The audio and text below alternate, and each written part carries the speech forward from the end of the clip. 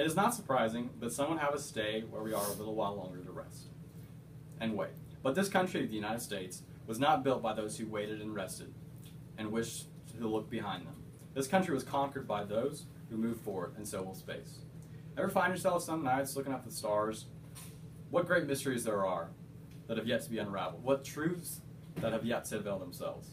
Humanity's infatuation with the unknown drives us to push the envelope, to explore, to conquer what some would say are insurmountable obstacles.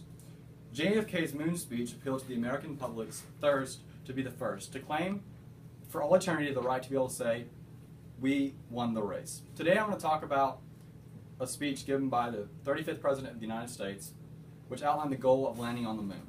Now, just a little bit of background on John Fitzgerald Kennedy. He was born the 29th of May, 1917 in Massachusetts to a wealthy Catholic family. He later went on in 1940 to graduate from Harvard University. In 1946, 6 years after he graduated from college, he became a representative in the United States House of Representatives. In 1952, he became a member of the United States Senate. And in 1960, he was elected as the youngest president ever at that time. Now, let me give you some historical context so you kind of understand a little bit of background behind the speech. In 1947, which was the year that many historians agree the Cold War started, escalations between the United States and the USSR were on the rise because of the fact that the World War II had just ended, and the United States and the Allies were, along with Russia, were dividing up Europe, and Europe wanted communism to succeed and they wanted capitalism to fail. So basically, that time was when escalation started to rise between the United States and the USSR. Now, fast forward in a little bit to 1957. Soviets launched the R-7 intercontinental ballistic missile with the Sputnik satellite aboard, which was the first man-made satellite ever to orbit the Earth. Now, this would be considered by many to be the beginning of the space race, and the United States wasn't exactly thrilled about the fact that the Russians had somehow managed to get a satellite in space. I mean, essentially, the vast majority of the population there in Russia was still, like, pardon the expression, banging rocks together. They weren't exactly the most sophisticated society compared to the United States. And so we were kind of embarrassed by the whole ordeal. So in 1958, President Dwight D. Eisenhower established the National Aeronautics and Space Administration, commonly referred to as NASA, with a distinctly civilian rather than military orientation encouraging peaceful applications of space science, according to the NASA Wikipedia article. In 1960, President John F. Kennedy took office, and his years in power were marked by foreign affairs, by Cold War tensions, according to the history of John F. Kennedy by the BBC News. Now, JFK said these words to an attentive crowd of over 35,000 people at Rice Football Stadium on September 12, 1962. But why, some say, the moon? Why choose this as our goal? And they may well ask, why climb the highest mountain? Why 35 years ago fly the Atlantic? Why does Rice play Texas? We choose to go to the moon. We choose to go to the moon in this decade and do the other thing. Not because it is easy, but because it is hard.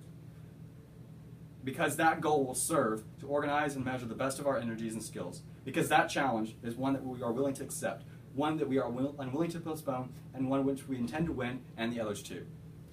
Now, after that, NASA started to increase in size. From 1961 to 1964, the NASA budget increased 500%, and it eventually employed over 34,000 employees.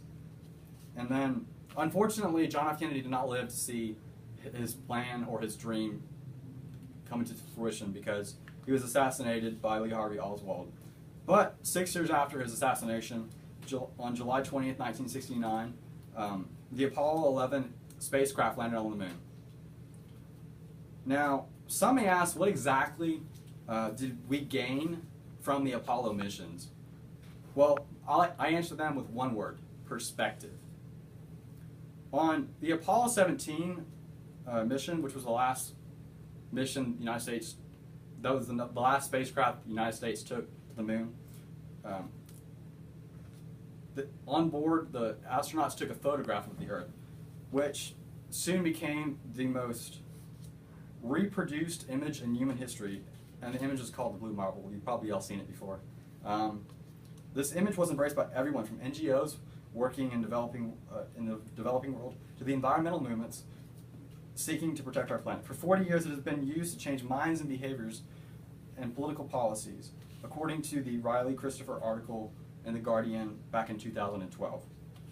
Now, the ironic thing about this whole ordeal is one man said that on the way to the moon, we discovered the Earth. And so our whole point of going to the moon was to discover things about the moon, but we actually discovered a lot about ourselves on the Earth just by visiting the moon, which was an unintended consequence of space travel. Also in the 1960s, PhDs in America, the number of people getting PhDs in America tripled, especially people seeking a degree in physics.